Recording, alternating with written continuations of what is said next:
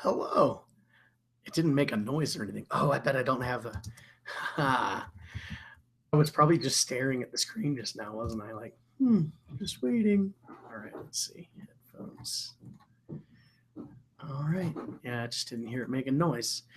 Speaking of noises, my daughter is right upstairs. I have a basement office. My daughter is right upstairs, walking back and forth across the floor in what she calls her heel-high shoes. Her heel-high shoes, pair of Adrian's shoes.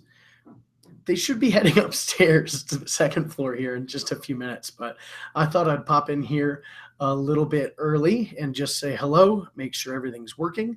So if you are not already logged into the chat thing here, go ahead and do that. That way you can ask some questions. I see Seishu's here, and he's logged in. Speaking of teacher's pet, hello, sir. So yeah, just log in. Let me know you can hear me, and we're going to get rolling here in just a couple of minutes. While we wait, if you are watching this on a replay, thank you for coming. Sorry you can't interact with us in the live chat. But if you do have any pressing questions or whatever, just shoot me an email, chris@swiftgalleries.com. If you do have any questions about any of this, and we'll get back to you as quickly as we can. Let's see. What else? This is going to be crazy. I got all the slides put together yesterday for it. I knew a lot of the topics that I wanted to discuss, but I hadn't gotten all the slides together until yesterday, and it's nuts. There's a lot of information here. So, I'm excited to do this. I'm a little worried about like getting out of breath. I've also got just this beastly head and chest cold because I have a toddler. I feel like basically anytime she ever goes outside of the house, she brings some sort of cold back into the house with her, which is always fun. So, and then of course I always get it. So I'm going to try not to cough in your ears. I'm going to try not to, sniffle too much. But if I just drop out for a second, it's because I muted you while I was coughing up a lung, and then I came back. So, all right, excellent. Let me know if you can hear me. I'm assuming you can, because otherwise people would have been like, "Can't hear you" in the chat. So, okay, looks like it is rolling here. Excellent. I'm going to close that so I don't see it the whole time, nagging me. Excellent. All right, Courtney Joe can hear me. We're good. Courtney can, so we're going to get on with this. All right, excellent. So, wow, I have got a lot of stuff open. Awesome. Let me close some stuff. Apparently, I did not prepare for this. I promise I did. Close like messages, basically anything that's going to eat up my Comcast because it's Comcastic. But all right. Excellent. Are a couple of just really quick housekeeping things. Once I start the slideshow itself, Keynote takes over both screens, so I won't be able to see the chat. But I'll just kind of pop out of the chat every now and then and see if there are any questions. Otherwise, we'll go through and just hit all the questions right at the end. But I think the chat, like, it only stores a certain number of like chats. So I will I'll just make sure that I pop in every now and then. Other than that, I think that's it. Let's go ahead and get started. Unless there are any questions already. I think the only thing I see here is that Courtney Joe can hear me. So awesome. Yeah, 6:02 here in Colorado Springs. Let's go ahead and just get started. Yeah, the end. Let's get started. If you want to introduce yourself over here, that'd be awesome. It's always kind of fun to see, like, where everybody's coming from and all that. So, but Seishu says stop talking and go. So, all right, let's do it. Okay, I need to share that screen. I'm excited about this, guys. I hope you guys are gonna like this because it's a lot of content. It's a lot of stuff. All right, I got my notes. I got my water. I can't see the chat anymore. So here we go. I got my timer. Let me make sure that you guys are seeing the right screen, the correct screen. I don't think you are you?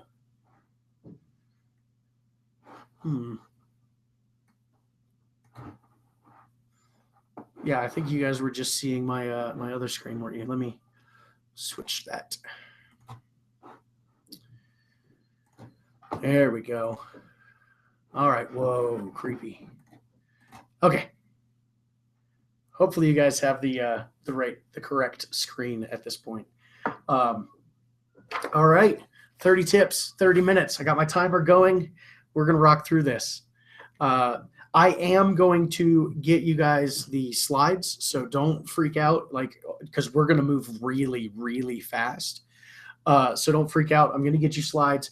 And if you do have any questions about any of these points, if you want me to elaborate on any of this stuff, then definitely just let me know, and we'll do that right at the end, or we may just kind of pause every now and then.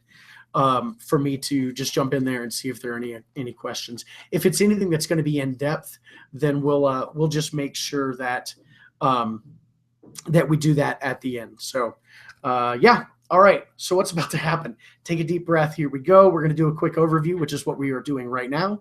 Then we're going to talk about me for a minute. I'm an Aries. I enjoy long walks on the beach. I hear chats coming in. Let me just make sure that that's not you guys saying, hey, we're looking at the wrong screen. There we go. Okay. Nope, not looking at the wrong screen. Okay, excellent. Yeah, somebody said that it's very low res. Google Hangouts, make sure you don't have anything else running. So like close down Dropbox, close down like anything else that might be sucking up your internet. Close all of that down and then just wait. Google does this thing where it starts you out at the lowest, and as it buffers, it improves the quality. So you should see the quality improve here fairly shortly. So yeah, excellent. Okay, after that, we're going to do so much learning. We're going to do a ton, and then we're going to keep going. And then we're going to keep going. There's a lot of stuff here. And then we're going to wrap it all up, and I'm going to give you guys something for free, or give you a link to go get something for free. So, all right. This is me. I'm Chris. I am the idea guy at Salesographer and Swift Galleries. Everybody else does all the real work. The little purple guy over there is because I'm a terrible father, and we've had another child since that photo was taken. And so that's Mr. T over there, the little purple guy there. So let's see, is there anything that you guys need to know about me? I live and breathe in-person sales, in particular wall art sales. I was a pro photographer for many, many years. My wife and I did weddings and portraits. And then we started an app called Preveal, and then acquired a company called Salesographer, which is like an educational resource for photographers. And then we just launched Swift Galleries, which is an online wall gallery design and sales tool.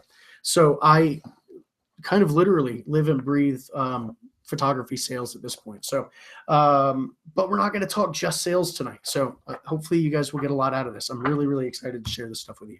So let's go ahead and get on with it. So no lie, this is about to be the ugliest slideshow ever. I kind of pride myself on pretty slideshows, them just being a joy to look at. But there was so much stuff here. I just didn't want to kill your printers if you do want to print out the slides. So yeah, so we're gonna go with ugly. All right.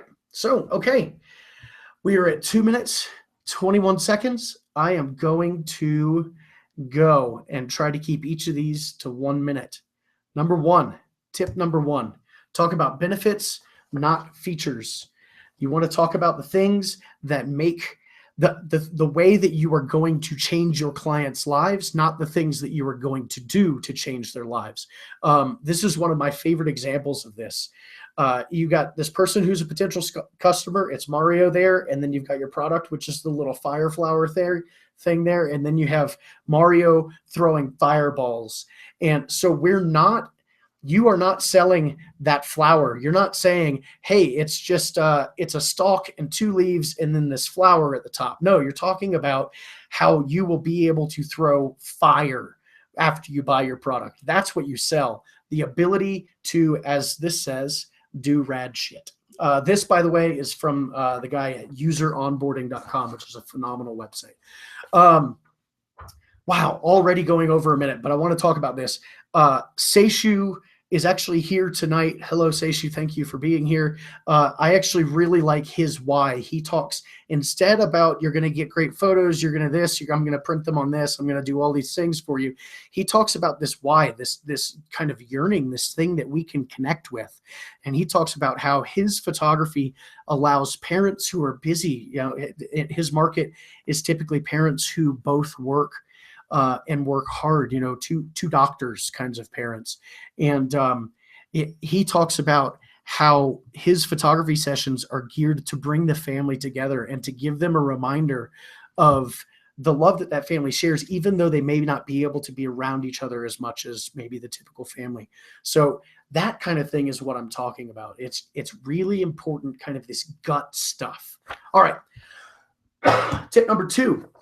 Bruce Lee wants you to specialize.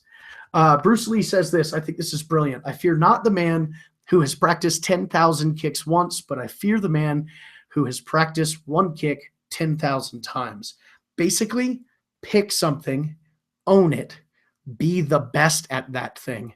Be known for that one thing. Be the expert. Be the go-to person.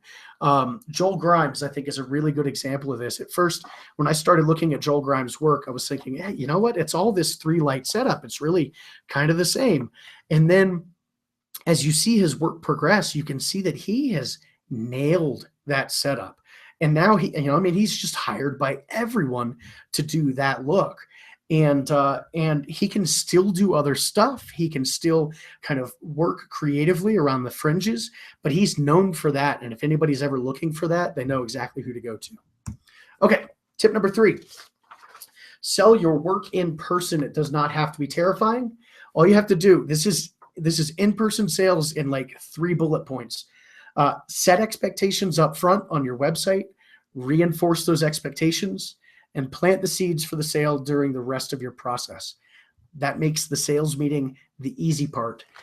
If you want to learn more about this, really dig in. There's like a 4,500 word article over at salesographer.com/articles/switching-to-IPS. You can see the URL there at the bottom. It is huge. It goes through every single step in the process of switching to in-person sales. All right. Tip number 4, do not overshoot. This is the number one way, number one to kill. The number one way to kill yourself on your cost of goods sold. Digital did this to us. Digital, everybody thinks digital is free. It's not free. We now pay for it with our time. Don't overshoot. I think it was PPA that says that they saw a huge hit on photographers' cost of goods sold, which we're going to talk about in like one slide, actually. Cost of goods sold when the switch to digital happened, because everyone just shoots way more than they need to. And then we sit in front of the computer culling and editing until our hair turns gray. So, all right. Speaking of cost of goods sold, tip number 5, know the difference between cost of goods sold and expenses. All right. Here's the really easy to remember it. Cost of sales or cost of goods sold, same thing. Cost of sales, anything that you have to pay if you photographed a session. Anything you have to pay if you photographed a session. So that's going to be, as you can see here, lab and print costs, your editing costs, outsourcing fees, travel fees, location fees, packaging costs, shipping, any assistant or second shooter fees. General expenses, you have to pay these even if you haven't shot anything. Of course, you won't be paying them long if you're not shooting anything, but this is going to be your rent. This is your overhead, the stuff that you just have to pay. Rent, employee salaries and benefits, marketing costs, utilities, education expenses, bookkeeping, website fees, blah, blah, blah, all of that. If you want to learn more about this stuff, go to the same blog, salesographer.com/articles, and look for the post called Print Pricing for the Mathematically Challenged. All right. Here we go. Run from trends. I looked for so long to find one of our photos for this slide. Basically, just this one's really just for the newer photographers out there. It's going to be so easy for you to fall into this idea of I have to produce what the people I look up to are producing, or this trend that I see, and so to give you kind of an idea. For me, I look back at our work from 10 years ago and I see like crooked photos with like really, really saturated colors and a ton of like really golden light, and like lens flare, just like a lot of lens flare, and then like textures and all of that. And it's horrifying now when I look at it. So run from trends, shoot natural, shoot stuff that is going to be timeless. It's going to last your clients forever. Okay. Ooh, this one. This one's fun. Pitchforks, right? I'm going to get some pitchforks here. It's not about the photos. Let me clarify this. Most people, I believe, do not know the difference between a good photo and a great one. In fact, I would go as far as to say there are a lot of photographers out there who don't know the difference between a good photograph and a great one. And if you don't believe me, go look at your Facebook feed, or go look at Flickr, or if you're brave enough, go look at Model Mayhem. It's terrifying. But the point, though, is not that like, oh, there are a lot of sucky photographers out there. The point is that there are other things that matter more once you hit a threshold of good enough. That is a really important point, and I don't want you to miss that. Once you hit a threshold of good enough, then it becomes about other things. It becomes about service, experience, perceived value. Once you hit this threshold of good enough, your clients are hiring you, you're producing consistently good work, then it becomes about other things, because there are plenty of really great photographers out there and they can choose any of those. And there has to be a reason for someone to pick you over them. And if everyone is a great photographer, then you have to come up with something else. Okay. Tip number 8, there is no silver bullet, but if there was one, it would be pre-session planning meetings. You should be doing pre-session planning meetings, even if you're only shooting and burning or selling online. And we're going to talk about those again shortly. So tip number 9, digitals suck. No one does anything with them. No one's ever going to hand down that JPEG to their grandkids. And if you think that you are serving your clients when you just share photos with them, I personally believe that you're not. I think you're saying, here are your images. Good luck figuring out what to do with them. So digital suck, but you should sell them anyway. Tip 10, but you should sell them anyway. The cost of goods sold is insanely low on digital, whether it's a disc or the thumb drive or whatever the kids do these days. Price them high so that you can be happy when that's all you sell. And you will be surprised at how quickly people become interested in wall art or other physical products when the disc from their session with 20 to 30 images on it is $1,500. So you don't have to put yours at $1,500, but put it at a price that will make you happy, and put it at a price that will encourage people who only really, really want that disc to get it. Okay. Tip number 11, attract clients you will love. So everywhere someone sees your work, they need to see the product you expect them to leave their session with. So for us, this is wall art. Everywhere someone sees your work, everywhere someone sees my work, I want them to see wall art. Everywhere. I want to show my clients that I believe my work belongs on the wall, or if in your case, maybe an album, and they will believe it as well. And then you're going to attract people who want those things. There are many other pieces to this as well, as far as like setting expectations. So this is kind of setting expectations for product, but you also want to set expectation for price and your process. And we're not going to get into that right now because I have way too many things to go through. So tip number 12, but if you want me to go through that later, ask afterward and we'll dig into that. I'll stick around as long as you guys want me to tonight. So, okay. Tip number 12, repel clients you won't love. Don't be afraid to say, no, that's not what I do. I do this, and this is why my people love it. Don't try to be all things to all people. I don't know if I'm going to step on this later. I don't think I am. So I'll say it anyway. So you need to see your brand as a magnet. And we hear this every now and then, and people think of just the one side of the magnet. They think, oh yeah, I need to put content out there that draws my people in, right? Yes, of course. But nobody ever talks about the other side of the magnet. You need to flip that magnet over and repel some people away. Your brand should be that magnet. It should be the thing that attracts your people and pushes your not your people away. Be the magnet. All right. Tip number 13, your clients do want physical products. Everyone who says, my clients don't want wall art, my clients don't want this, they just want the disc.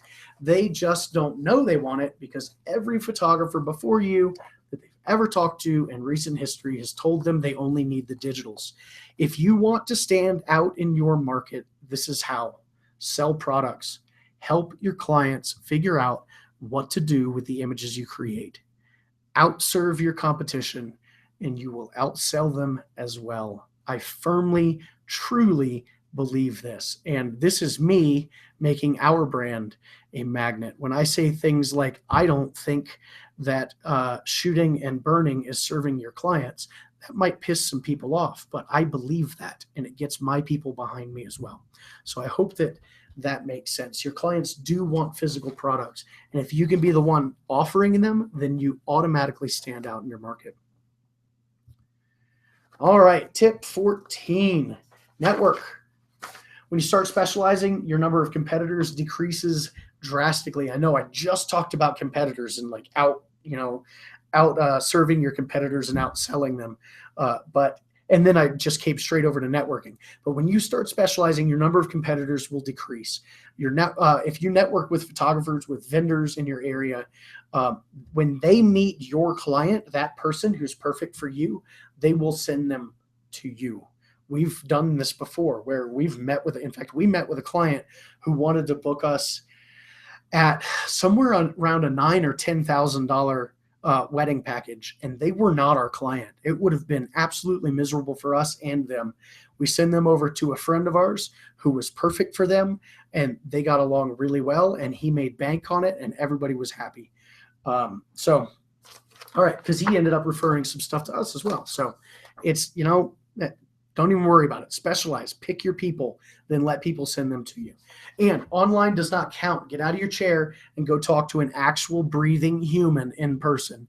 And bonus points if you can leave your cell phone somewhere where you can't look at it.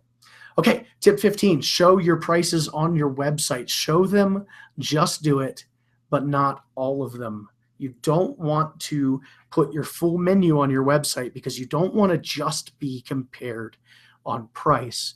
The moment you put my 4x6s are this, my 5x7s are this, my 8x10s I don't sell because 8x10s are evil, but my 8x12s are this price, that's when they're just going to look at that and they think your potential clients think that they're comparing apples to apples, but they're really not. So you want to put something up there, but not everything. So what do you put? You want to put something like sessions are $150, custom wall art galleries start at $1,200. Just give them something to grab onto, something to hold on to.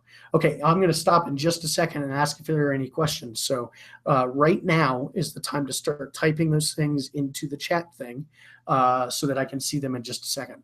You need to give them something to hold on to. Okay, and then where should you put your prices? You want to put them on a pricing page, obviously, but like a well-labeled one, not like somewhere hiding and not like this, contact me for pricing thing. You want to put it on a pricing page, and then you want to put it again on your contact page. Put the same exact wording on your contact page. That way you know if the client has contacted you, you know that they have seen your prices, and then funnel everyone through that contact page. That means turn off your Facebook Messenger on your business account. Whatever, just filter everyone through that one spot so you know they saw your prices in at least one spot before they contacted you. Okay. Get up and stretch. because we're halfway there. Whew. Oh man, that's trippy. Let me turn that off. There's me. Excellent. All right, let's see. Griff BG says, great info. Hey, thanks. Any questions? Let me know if you have any questions. I'm going to jump back in just a second. I'm going to get a drink because I need a drink.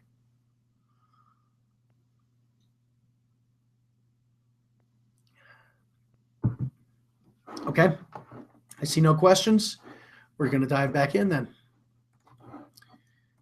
And here we go. Maybe. There it is. There we go. Oh. Now you ask a question. Hold on. Let's see. Will there be a replay? Yes, there will. And it's going to be at the same exact link. So if you just hang out after I say like, okay, bye. And then I'm like, you see that awkward look where I'm like, where's the button to turn this thing off again? If you hang out for like just a couple minutes after that, you'll see that as soon as YouTube does its thing where it processes it and does weird magic YouTube-y things, it'll be right here. So there you go. I was just messing with you, Shelly. Can I get Swift calories in Australia? Yes, you can. Yes, you can. Yep. The end. Yes. swiftcalories.com/register. And it's all yours. Okay. When I put some pricing on my website, inquiries dropped off almost entirely. Okay. Yeah. So I'm glad somebody brought this up. Thank you, Ruth. Ruth, I think you were around just like a couple nights ago, right? I think you were. Hello. Welcome back. Thank you. Okay. Yeah. You are going to see a decrease in leads. What you should see though is an increase in qualified leads. You should see that the people who do contact you follow through booking you and actually meeting the sales averages that you want to be hitting. So yeah, at Sarissus, that's what it was. Excellent. So yes, you will see some fall off. It's the same thing as when you switch to in-person sales. Everybody freaks out about like, am I going to lose some clients? Yep. Yeah, but the ones that you do get, the ones who follow you, will actually be really, really great clients. So, all right, I'm going to dive back in and we'll hit some more questions here in about 15 more tips. Hope you guys are getting something out of this. I hope it's not too much kind of rapid fire stuff, but all right, let's do it. Oh, I forgot to share the screen. I'm glad I remembered because otherwise I would have been just talking to myself this whole time and you guys would have seen me talking at the screen. Probably picking my nose and stuff too.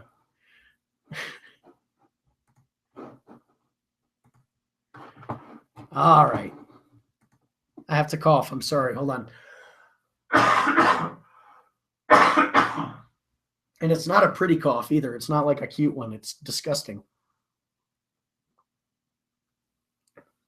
I don't know if anybody actually has cute coughs though. Sneezes though, you know those people who are like, itchy, itchy, itchy. They're adorable. I'm not one of those either. All right.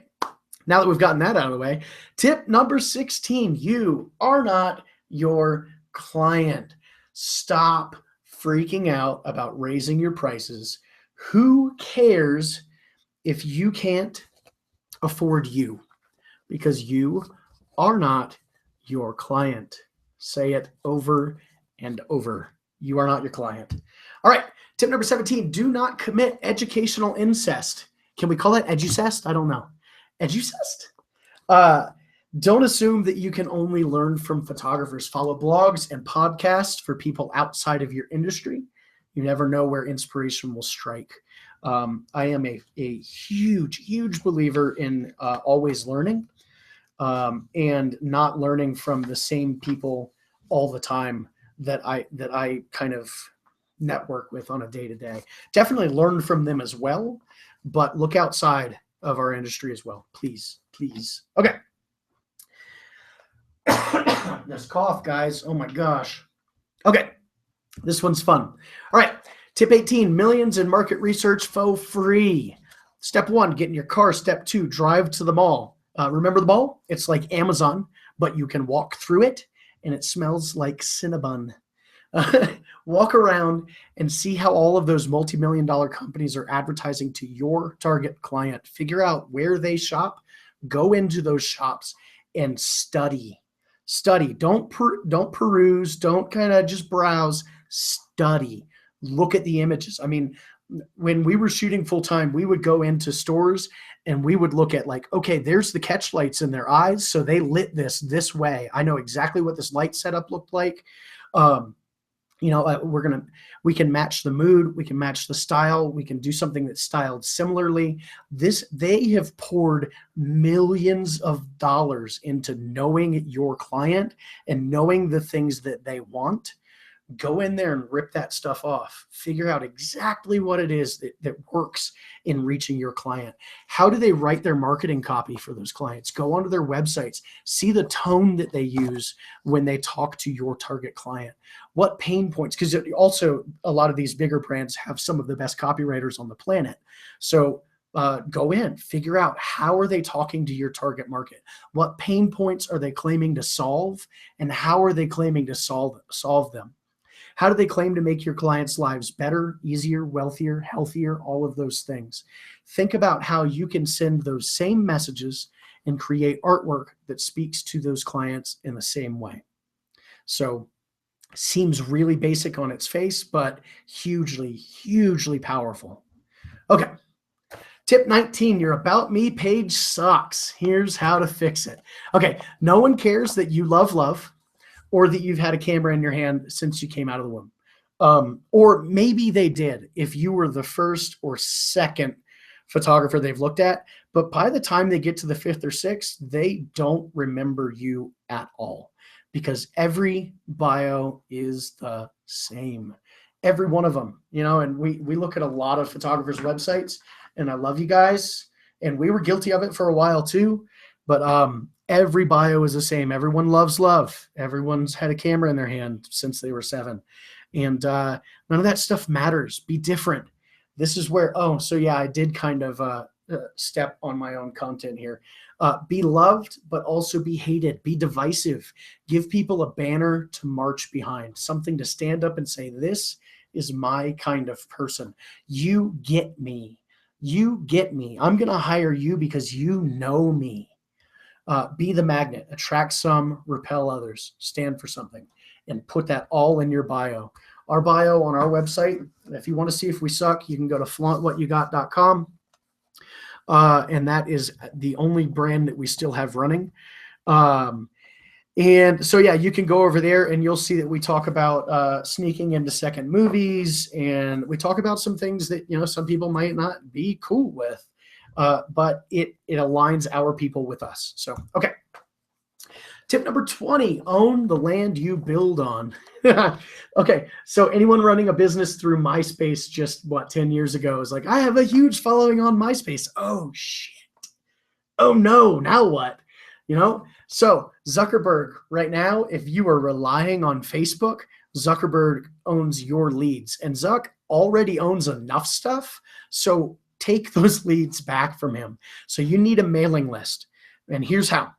You're going to create a free piece of content, something like my top 10 Colorado Springs wedding venues, or how to prep your family for your portrait session.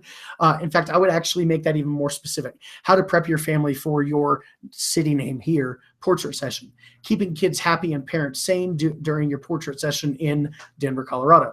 Blah, blah, blah. 10 things everyone needs for their boudoir session in Tulsa, Oklahoma. That way you're getting people who are in your market. I don't know, you could do like a webinar or something. So give away a free piece of content, and then you're going to share that content on your website in return for their email address. Then you're going to follow up on a consistent basis with relevant, helpful content, stuff that's very much like what you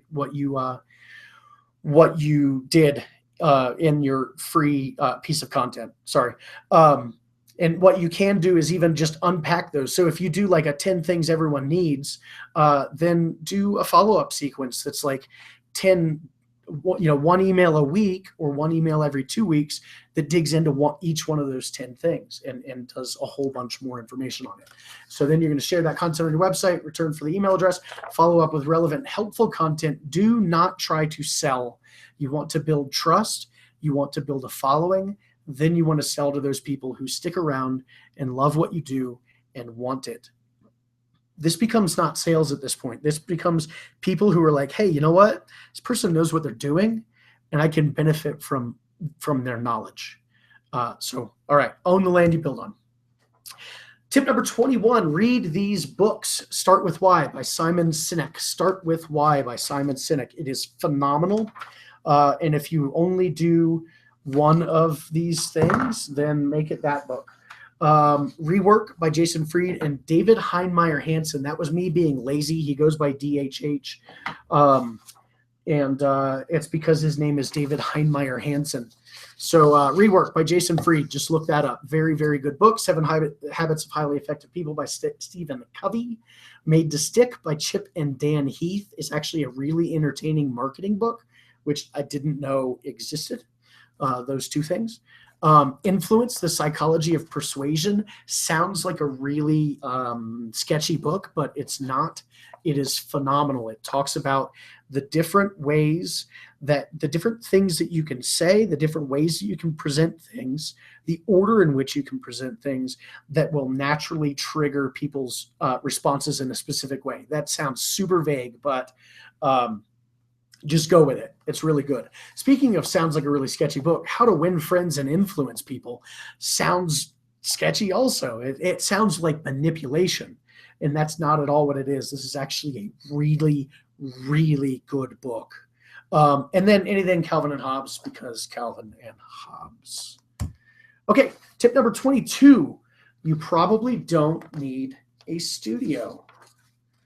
The perceived value is not worth the cost anymore. When I was first getting into the photography industry, this was starting to play out, but there was still a huge portion of the industry who said, no, I have to have a retail space. I have to have a studio space because it justifies my prices. And that's just not the case anymore. In fact, you can make just as much, if not more, being home-based, but even better, you can keep more of that money. And a pro tip for you, more is more than less. So that's better. All right, tip number 23. Here's how to price your products. Take the cost of the physical product. Make sure that you add up all of the little pieces. Is it mounted? Does it have hanging hardware? Does it have a texture applied to the front? All of those little things that go into that one print. Take all of that stuff, add it up, add it to the cost of your time, which I think we're going to talk about shortly. If I don't, then ask me how to determine the cost of your time. So add it to the cost of your time, take that number and multiply it by your cost of goods multiplier. That's usually going to be anywhere between 3 and 4. So 3.5 or 4. And that's going to give you a baseline price. I want to make sure that I stress baseline price. I am not suggesting that you can price your work based on a formula alone. This gives you, if I want to be profitable, if I want my business to be sustainable, I need to charge at least this much. And if you want to learn a ton more about that, head over to Salesographer blog, look for print pricing for the mathematically challenged. Tip 24.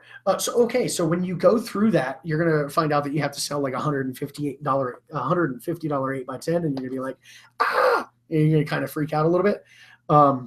So here are, this one and the next slide are kind of how you can deal with that. Selling multiples. Your editing time is going to be built into the cost of the first product. I know that this is confusing. I think that there are probably going to be a lot of people after this slide, they're like, wait, what? I have no idea what you just said. Check out this other article, Handling High Photography Print Prices. It explains all of this in a ton of detail. But your editing time is going to be built into the cost of the first product, and that will allow you to charge far less on any duplicates of that product. Again, what? Just go read that blog post. It will all make sense. Okay. Second thing that you can do to get your prices down, group your high cost of goods sold stuff with your low cost of goods sold stuff. So if you can't sell an 8x12 for $260, that is okay. Only sell them when they're packaged with things with a low cost of goods sold. So like a canvas. And just so that we're clear, cost of goods sold is basically any money that you have to pay out. So think of it this way. For every So if I say you need a 25% cost of goods sold, that means for every dollar that comes in, you spend 25 cents to actually produce that product. So for every dollar that somebody spends on a product, you spend 25 cents to produce that product for them. So that's why when I talk about only sell them with stuff with a lower cost of goods sold, then that's what I'm referring to. And canvases are a lower cost of goods sold because you can charge so much more for them. Okay, so or you can offer lower pricing on those prints if something with a lower cost of goods sold is ordered. So this is how we handled this.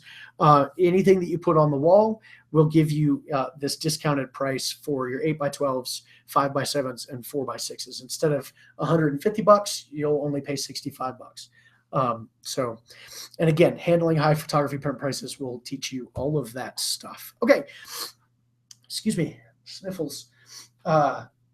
Package pricing psychology. Okay, if you're a wedding photographer and you're like struggling with this, like I don't know how to package my stuff. I don't know how I should run my packages. Well, here is how. In fact, we even do this on just in our a la carte price list. With our different product lines. So we'll have like 4 different albums and they're packaged exactly this way. So, okay, at the top, you have the kitchen sink package. This is everything someone ever wanted and some more stuff that they didn't even know they wanted. So this will be stuff like we knew a photographer who put like a limo ride to and from the chapel in this package. It's like so absurd, but its only point is to make everything else there look attainable. So this is what happens. Your client's going to look at that top one and they're not going to go down to the next one. They're going to say, oh my gosh, if their top is 10,000, can I even afford their bottom?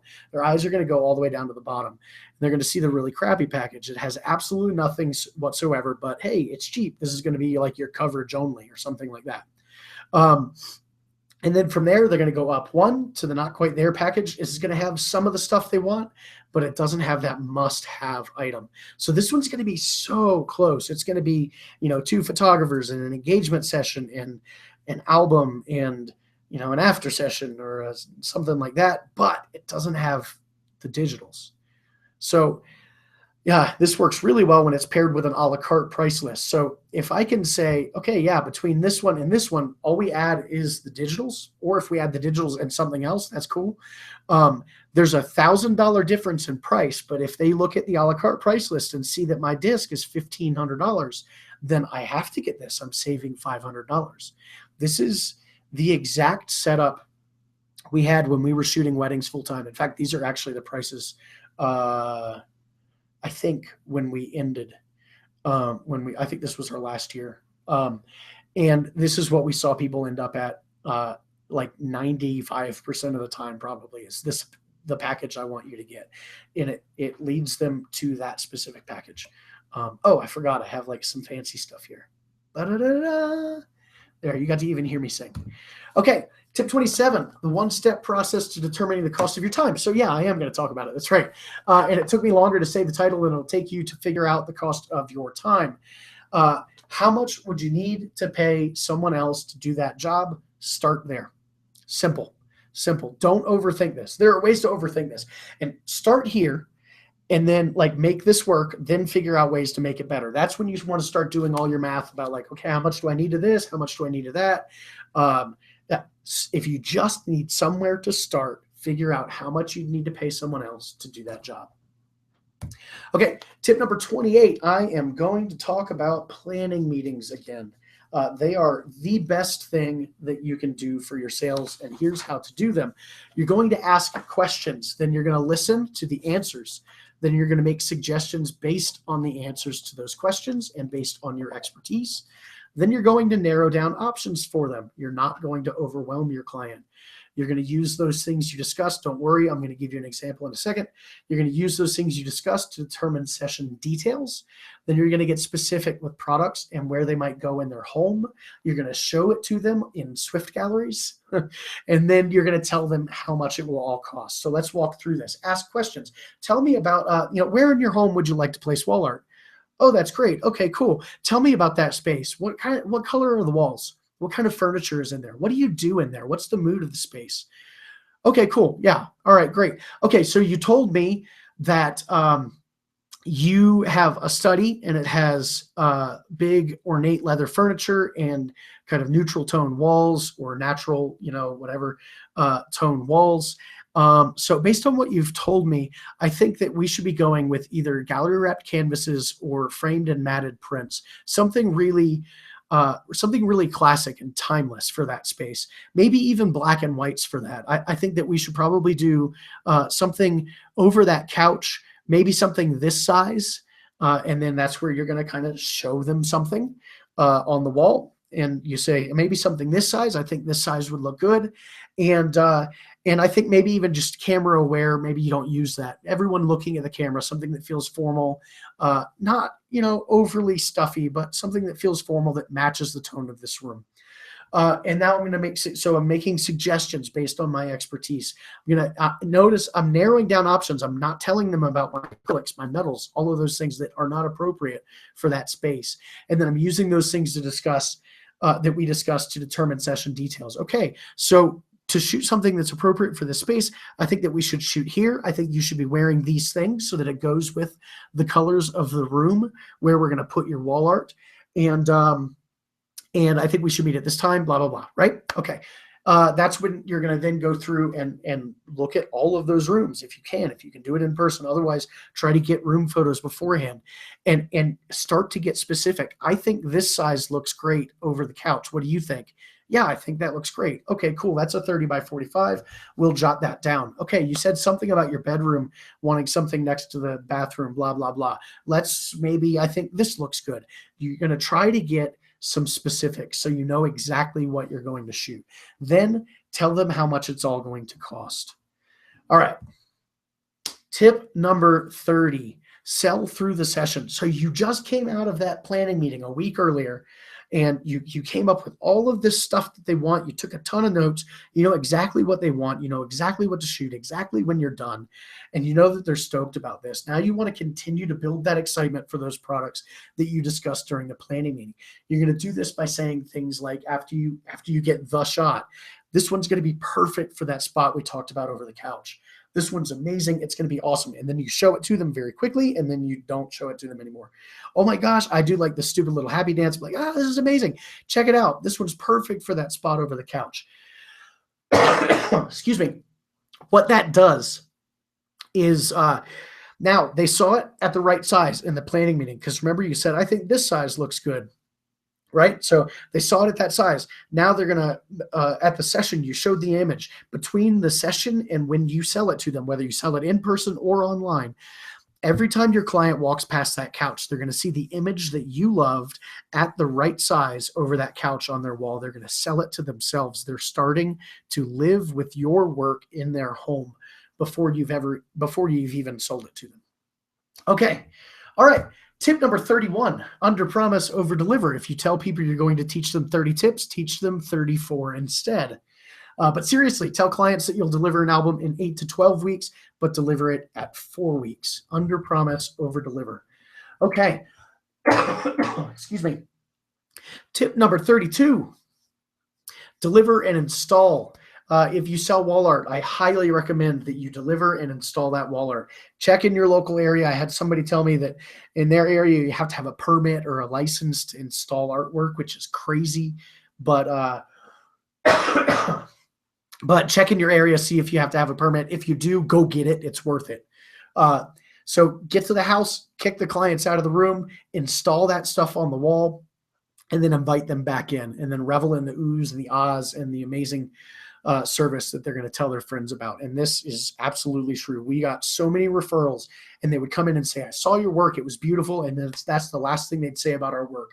Then they'd say, and you walked them through, they talked about how you helped them figure out exactly what to get. And they talked about, basing what they wore off of the colors of their walls. And then you came over and you installed it for them, and they didn't have to do anything.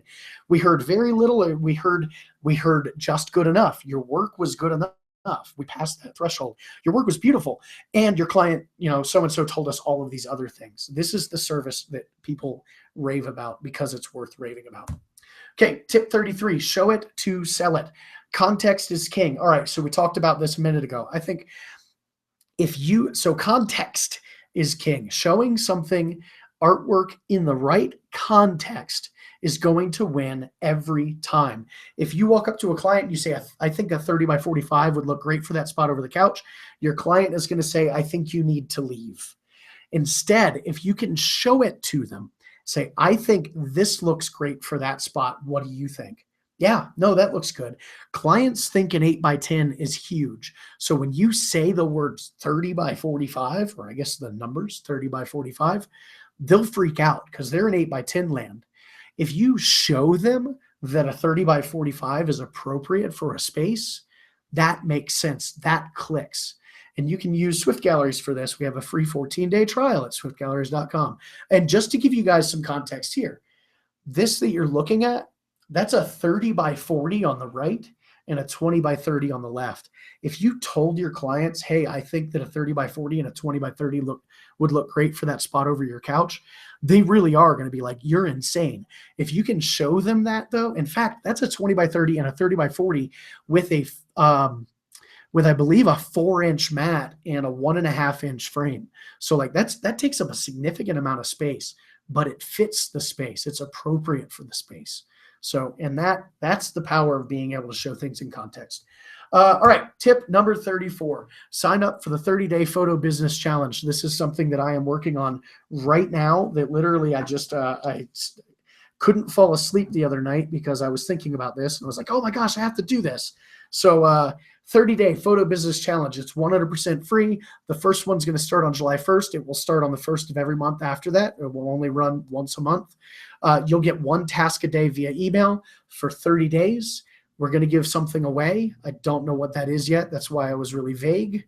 But you should still sign up though. And you can do that at swiftgalleries.com/30-day-challenge. Again, that's swiftgalleries.com/30-day-challenge. And that's free. And it's going to be a lot of the type of stuff that we just talked about, but I'm going to build out all of the details that you need to know in order to actually pull it off. It's going to walk you through doing many of the things that we just discussed, how to do them, why you should do them, smarter people than me who will teach you how to do some of them, all of that stuff. So swiftgalleries.com/30-day-challenge, and you can sign up for that right now. And the first one starts on July 1st.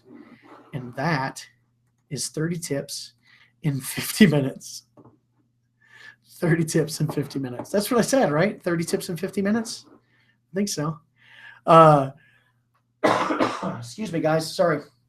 Okay. Seishu wants to know, can you talk a little bit? Excellent. He signed up for the challenge. Hero, teacher's pet. Hero! Can you talk a little bit more about pricing for portrait photographers? Seishu, can you maybe build that out a little bit more for me? Give me some direction on that one. What specifically do you want to talk about? Do you want me to talk about package pricing versus a la carte pricing? Do you want unpack that a little bit for me? And anybody else, if you have questions, now is the time. Now's the time. Unless you're over there signing up for the challenge, then do that. And then come back. And while you're thinking of questions, I'm going to take another drink. Excuse me. In fact, what I might do is mute my microphone so I can cough up a lung real quick.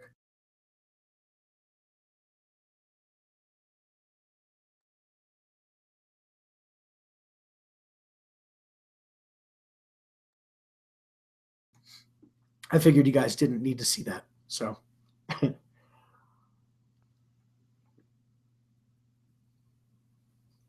Okay. Griff BG.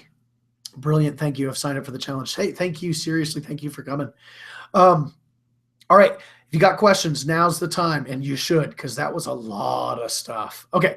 Portrait pricing in terms of a creative fee or no creative fee, and the best time to approach clients about pricing, and when is best to go over them. Yeah. Okay, cool. I'm glad you asked that, Seishu. I didn't even ask him to ask that. I think that number one, you need to start talking about pricing right off the bat. We talked about that, about putting pricing on your website, right? Clients need to know about how much they're going to spend. I think one of the worst things you can do, at least in the Western world, is make a client say, "I can't afford you." Unfortunately, whether it's right or wrong, I believe it's wrong, but we our value in ourselves, our worth in ourselves, is so tightly wound into how much we make, how much we can afford, that I think that's one of the worst things you can make somebody say. So I really strongly suggest basically setting price expectations right off the bat and then making sure that you reinforce those expectations over and over and over. So when is it best to go over them? On your website. And then after they contact you, you want to go over them again during the planning meeting. And basically, remember when we talked about, we talked about, um, okay, I think that we're going to look at a 30 by 45 for this spot, and we're going to look at, this collection for this. Basically, you go through all of that at the planning meeting. At the end, you say, okay, this is about how, based on what you said you want, we're looking at about $2,000, something like that. This should be no huge surprise. If they came through your website and they contacted you, then you should have been setting that expectations. That's like our typical client spends $2,000. Well, now they know how they're going to spend $2,000. Now they know where that $2,000 number came from. In terms of a creative fee or no creative fee, that's a really interesting one. I think that there are benefits and drawbacks, as with anything in life. One of the main benefits that I see in having a creative fee is just that they've committed.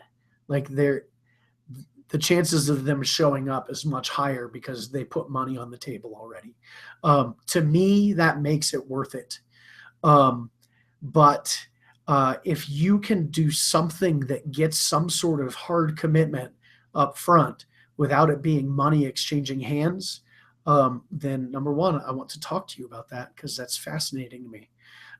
And maybe that'll work well for you. I know some photographers will do a creative fee, but then apply it to any products on the back end. And maybe that's a good compromise.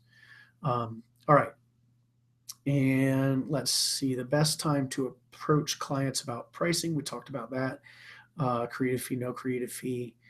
Yeah. And then he didn't ask it, but I'll say it anyway. And if you do have any questions, definitely go ahead and ask them. Oh, hey, my wife's here. Hi, Adrian. How are you? I love you. You're beautiful. So he didn't ask a la carte versus packages for portraits. I'm a huge a la carte fan. I think that it ties in really well with my beliefs on serving your client and getting them exactly what it is that they want. And when we did packages, it was always like, oh, I'll take this package, but can I switch this out and put that in? And it was like, why did we even have packages? So when we switched to a la carte, this is going to get into a different topic, but I'll do it anyway.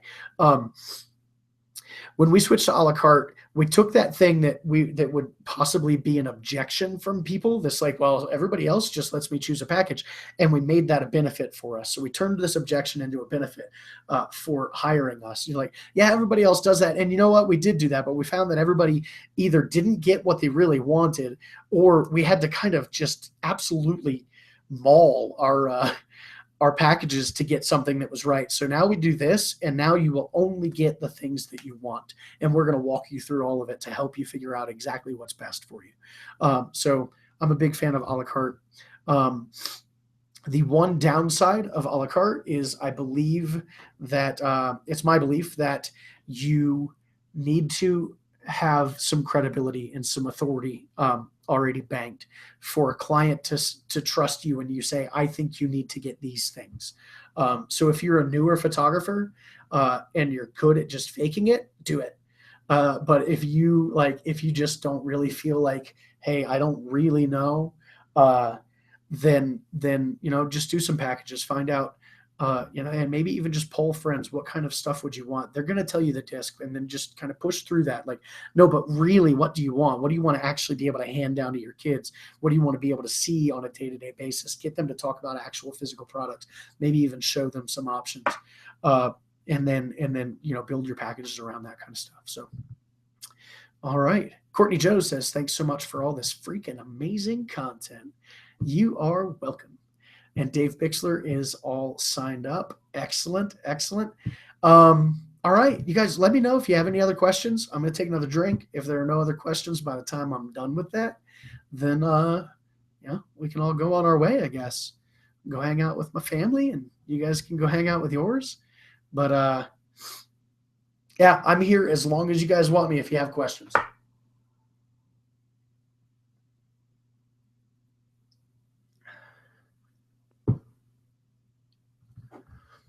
Okay. Ruth says thanks. All right, I guess that's it. So sign up for the 30-day challenge. Again, swiftgalleries.com/30-day-challenge. I don't know why I'm just saying that instead of just typing it in here. swiftgalleries.com/30-day.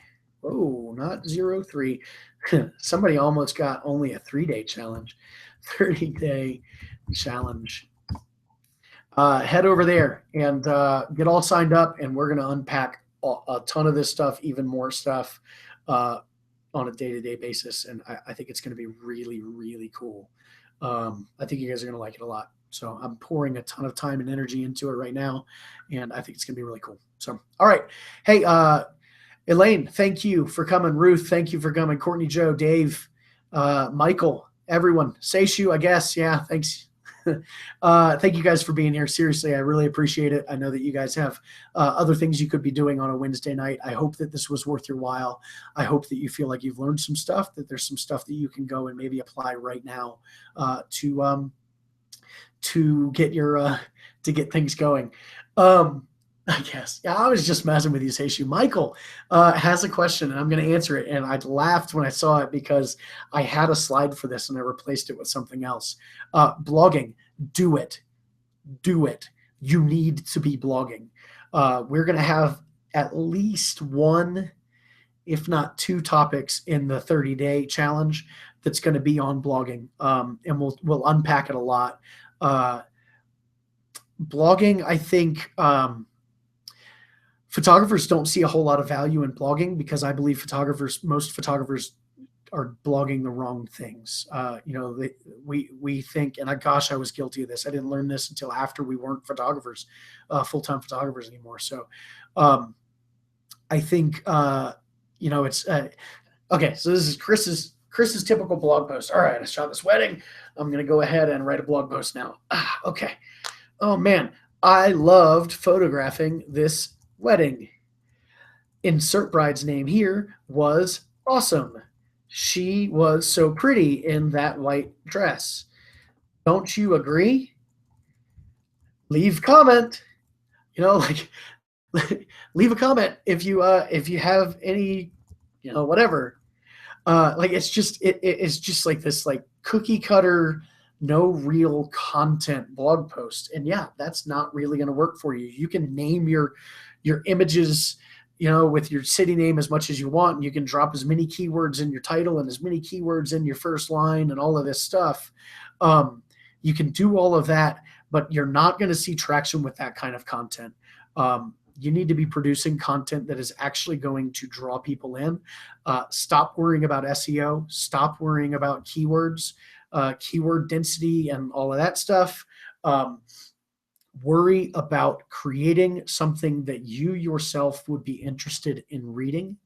And like I said, we're going to unpack this a ton in that 30-day challenge. But so yes, I believe that blogging is absolutely necessary to run any sort of business that relies on an online presence. But it has to be the right kind of blogging. So yeah. Let's see. Oh man, your name, Nikiruka. I have no idea. I hope I nailed that. I really want you to be like, I nailed it. You nailed it, Nikiruka. Can you do both?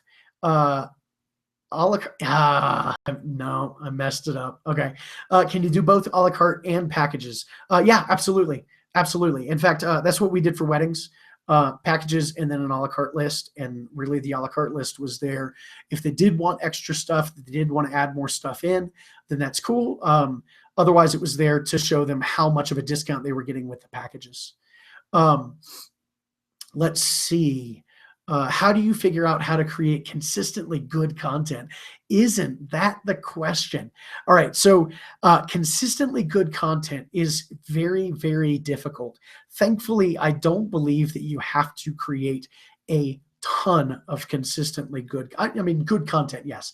All right, let me phrase it this way instead. I think that you need to create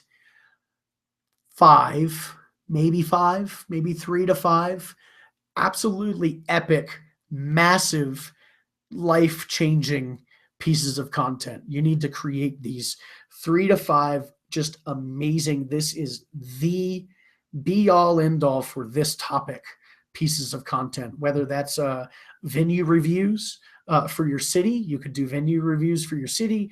You can do, highlight different, children's boutiques or something like that. Do a ton of photos, put some videos in there, all of these types of things to just really dig in. And yeah, so products or, boudoir photography, you could say, here are the things that you should be wearing, or here's how to prep.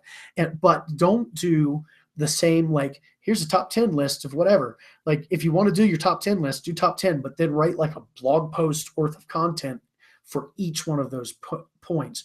You want to take, so there's this concept called skyscraper content. And if you look it up, I mean, it's pretty basic. It's basically like, do a search for something. Maybe you want to write a post about what to wear for your boudoir session. Google that, find the top hits, look at that, and then write a better post than that. Target it for your local market, and then do that 3, 4, 5 times, so that now you have these things that are always going to be bringing people into your site. Especially, this works really well for weddings. If you do venue tours, interviews with different, vendors, all of that kind of stuff, but really go above and beyond. And yes, it takes time, but you're going to see a return on this, because as brides start to research the area for their wedding, they're going to come across your content, and over, your name's going to pop up. So this stuff is absolutely worth it. But yeah, 3 to 5 really, really massively amazing pieces of content, and then a bunch of smaller pieces of content to support those. So it doesn't have to be huge stuff all the time. It doesn't have to be this consistently good. It has to be good. It doesn't have to be consistently massive, though. So I hope that helps.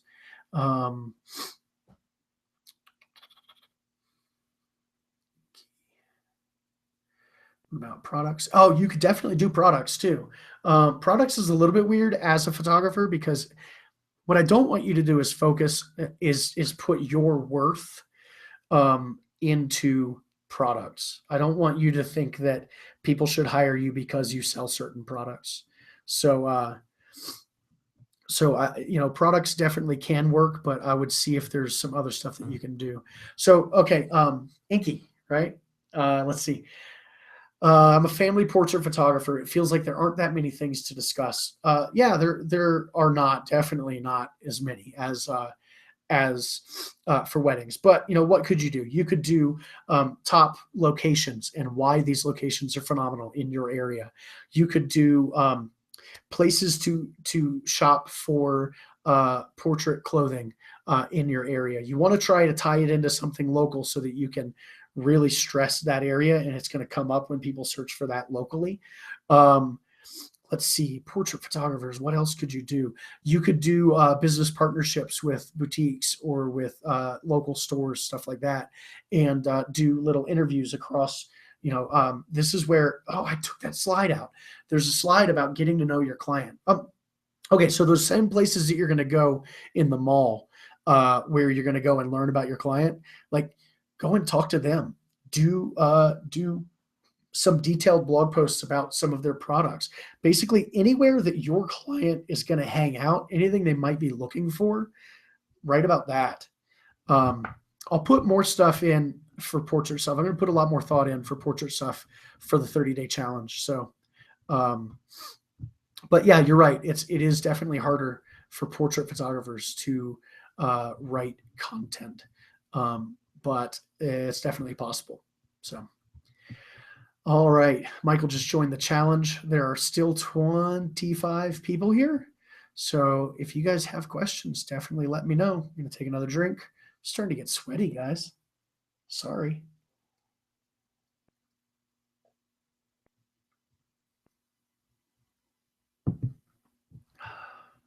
All right. I know there's a massive delay, but all right. Excellent. Well, if you do have another question and you were just too embarrassed to ask it here or something, you can always send it over to me at chris@swiftgalleries.com. I'll just put that in here. Swiftgalleries.com. And oh, Inky, you absolutely have to follow Seishu up on that offer. Seishu is one of the smartest guys I know, and very, very nice guy. So contact him. In fact, everyone, Seishu just says email him. He even gave you his email address right there. I take it back. If you guys have questions, ask Seishu. I'm just joking. Definitely feel free to send me an email, chris@swiftgalleries.com, and also make sure you go over to swiftgalleries.com/30-day challenge and sign up for that. Again, it's free and it's going to be awesome. And I think you guys are going to really enjoy it. So excellent. Thank you guys for coming tonight. I truly do appreciate you. I truly do appreciate your time. And let's do this again in a couple of weeks or something. So excellent. Thank you all. Have a great night. This is that part where I talked about looking for the button. Like, all right. Okay, found it. Bye, guys.